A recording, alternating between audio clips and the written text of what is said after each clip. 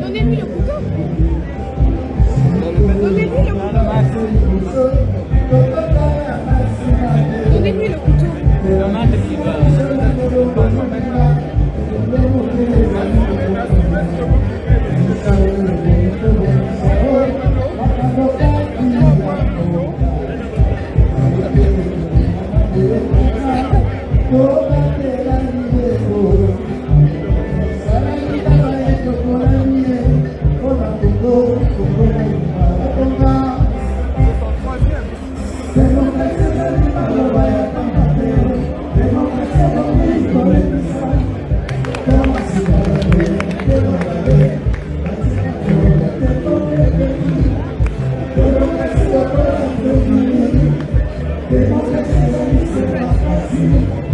Maintenant, vous allez faire le cerveau.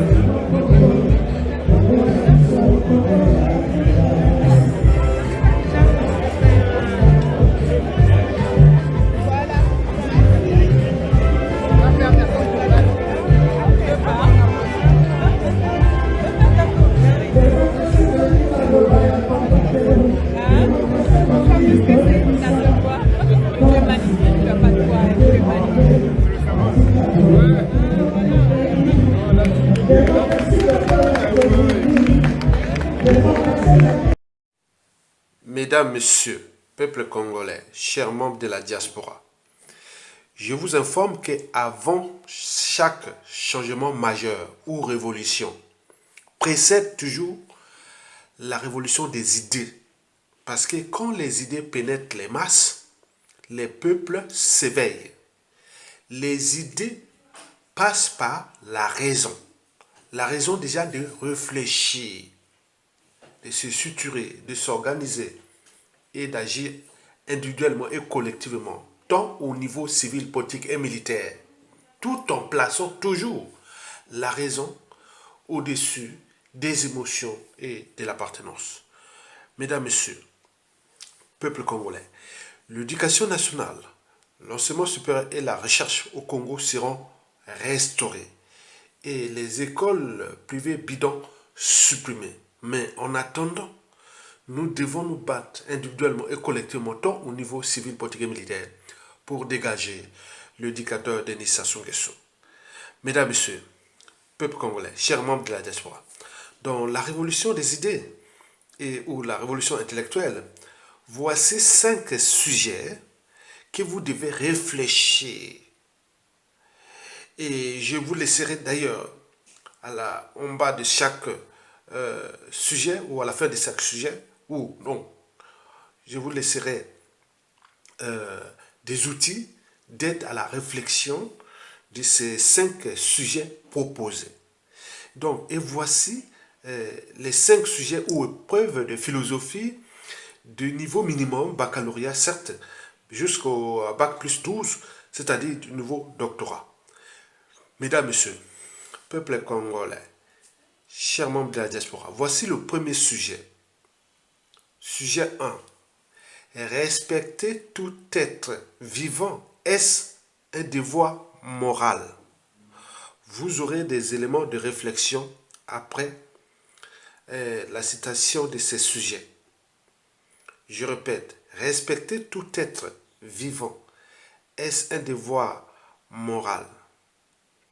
Sujet 2. Suis ce que mon passé a fait de moi. Je répète, suis ce que mon passé a fait de moi. Sujet 3. La conscience de l'individu n'est-elle que le reflet de la société à laquelle il appartient? Je répète, la conscience de l'individu n'est-elle que le reflet de la société à laquelle il appartient? 4e sujet. S'il suffisait d'obéir à Denis Sassou Nguesso pour être libre, les Congolais connaîtraient-ils la liberté? Là, nous sommes entre le droit et la morale. Cinquième et dernier sujet. Un être conscient peut-il laisser son pays dirigé par un non conscient ou un fou? Mesdames, Messieurs, peuple congolais, voici la base de réflexion, d'analyse et de dissertation de ces 5 sujets précités. Mais notez bien que la conscience n'est que le reflet de nous, humains, avec notre passé, la réalité et de notre imagination. En réalité, la conscience nous distingue fondamentalement des animaux et secondairement des fous ou des folles. On ne peut pas juger ni condamner un fou ou une folle. Sa place est soit dans une maison psychiatrique ou quelque part dans la nature. On ne peut que juger ou condamner ou laisser à la tête d'un État ou d'un pays ou du destin commun qu'un être conscient de ses actes, de ses habitudes, de son comportement et de leurs valeurs morales. Voici ce que vous allez avoir comme base de réflexion.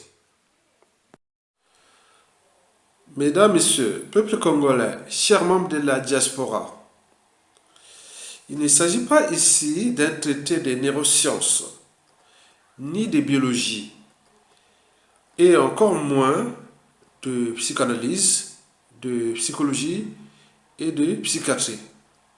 Certainement pas. Il s'agit ici de vous éclairer. Et pourquoi? Parce que quand les idées pénètrent les masses, les peuples s'éveillent. Historiquement, avant chaque changement majeur ou révolution, il y en a eu toujours la révolution des idées. Parce que quand l'être humain s'éveille, le monde se transforme. Mesdames, Messieurs, peuple congolais, vous le savez très bien que l'ignorance est la pire des souffrances. Le savoir et la connaissance vous libèrent. Mesdames, Messieurs, peuple congolais, chers membres de la diaspora, je vous informe que nous, humains, nous en avons en fait 4 champs d'application de la conscience. Cependant, je vais ici m'appesantir que sur 3 champs d'application de notre conscience. La 4e, vous le savez, ceux qui ont des animaux sauvages ou domestiques, ils savent bien que quand vous mettez un miroir ou une glace devant votre chien, votre chat, il va certainement soit s'amuser ou attaquer son reflet. Parce qu'il n'est pas conscient de son identité, de sa propre identité. Parce que c'est les animaux, dans l'évolution des êtres animaux, a quand même placé les animaux à ce niveau-là. Donc ils ne sont pas conscients que c'est lui, devant un miroir, une glace, autre. Or que nous, on est bien conscients, c'est vous. C'est un autre individu. Mais eux, ils voient l'individu qui est devant le miroir ou devant la glace, qui est dans le sens de la dynamique des espèces, que nous appelons ça au sens de la vie et de la terre ou au sens naturel, la dynamique des espèces. C'est-à-dire ils voient comme si c'est un... Parce qu'ils sont dans la loi de la jungle, quelque part. Mais entre les dominants et les dominés, ils croient que c'est même les signes, il va graisser, vous voyez, les gorilles à dos argenté devant un miroir, il va attaquer son reflet, il croit que c'est un mâle dominant ou une femelle dominante. Et donc, vous imaginez, mais il y a aussi les sons de la reproduction, donc ils ont des problèmes du territoire, hein, oui, pour la reproduction, et pour la nourriture, pour plein de choses qui sont là, qui sont bien étudiées dans les sciences naturelles. Et donc, vous imaginez, nous on n'est plus à ce stade-là. Mais on sait bien que je suis devant un miroir, c'est moi, c'est vous. Vous le savez qu'il y a certaines personnes qui peuvent rester des heures devant le miroir ou la glace, pour se dire, ah là là, qu'est-ce que je suis laid, qu'est-ce que je suis beau, qu'est-ce que je suis belle, qu'est-ce que je suis là, qu'est-ce qui m'est arrivé, voilà, voilà, beaucoup de choses comme ça. Mais les animaux n'ont pas ça. Donc cette conscience-là, qui est la conscience de la perception de notre identité, je ne vais pas y traiter ici. Parce que là, c'est quelque part ce qui nous différencie même des animaux. Il n'y a que nous, humains, qui avons déjà franchi les barrières de la perception identitaire, c'est-à-dire de cette conscience. Mesdames, Messieurs, peuple congolais, chers membres de la diaspora, voici pour vous la conscience humaine que je vais ici vous la traiter dans 3 champs d'application. Le premier champ d'application est la conscience perceptible. Donc, nous sommes conscients de notre passé, ce qu'on appelle la mémoire. Il y a même un cerveau qui gère ça, c'est le système limbique. Il y a le présent, c'est-à-dire la réalité. On est bien conscient de la réalité. Ça marche ou ça ne marche pas, tout ce qui est de notre vivant. On parle de la guerre en Ukraine, on parle du contexte actuel. Il y a beaucoup de choses qui se chamboulent en ce moment. Donc c'est le présent, on est bien conscient. Et la troisième conscience perspective, c'est l'avenir, l'imagination. On s'imagine déjà là. Je voulais te dire que le futur, c'est justement le passé et le présent qu'on ignore. On est bien d'accord? Très bien. Donc, et là, sur cette conscience perceptible, on est bien conscient que nous, humains, personne ne pourra la contester, le passé, le présent et le futur.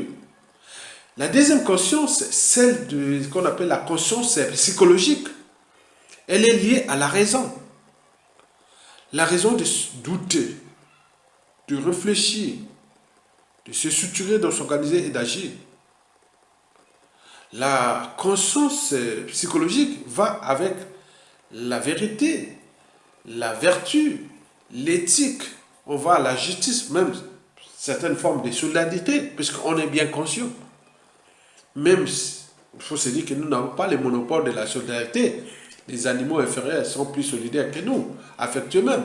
Mais nous, au niveau de la conscience psychologique, nous avions cette problématique qui parle de la raison. C'est-à-dire que d'oser dire non, ça se trouve, fait du mal à ce pays, c'est un être mortel qui abuse de nous, il va partir nous laisser une merde. On le dit, on est bien conscient. Et cette conscience-là, psychologique, va avec la première que je vous ai dit, la conscience perspective. Bon, maintenant, il reste la dernière, la conscience morale, c'est-à-dire la barrière entre le bien et le mal. Ce que d'autres appellent l'empathie. Parce que dans la vie, lorsque vous avez tout gagné ou perdu, il faut toujours avoir à l'esprit comment défendre et protéger à la fois la raison, sa liberté, sa dignité, sa conscience et l'empathie. L'empathie, c'est que, bon, on se dit qu'on ne fait pas du mal aux uns aux autres comme ça. Donc, on est bien conscient parce qu'à tout instant, ça peut changer. Parce que le cycle de vie bourreau-victime peut changer. Parce que je vous l'ai dit au Congo, par exemple. Moi, je vous dis que le clan Sassou Nguesso est en danger. Est en danger. Parce que l'après Sassou Nguesso, là, on le sait. Donc, nous sommes là pour alerter. Mesdames, Messieurs. Donc, cette conscience morale, la barrière entre le bien et le mal, la miséricorde selon les religieux et autres, donc, est très important. Parce que nous sommes différents des animaux. Et donc, tout ça nous pose bien des soucis pour notre existence. Déjà, le problème des droits et de la morale, le problème des droits et de l'éthique, le problème des droits et de la société et de la civilisation.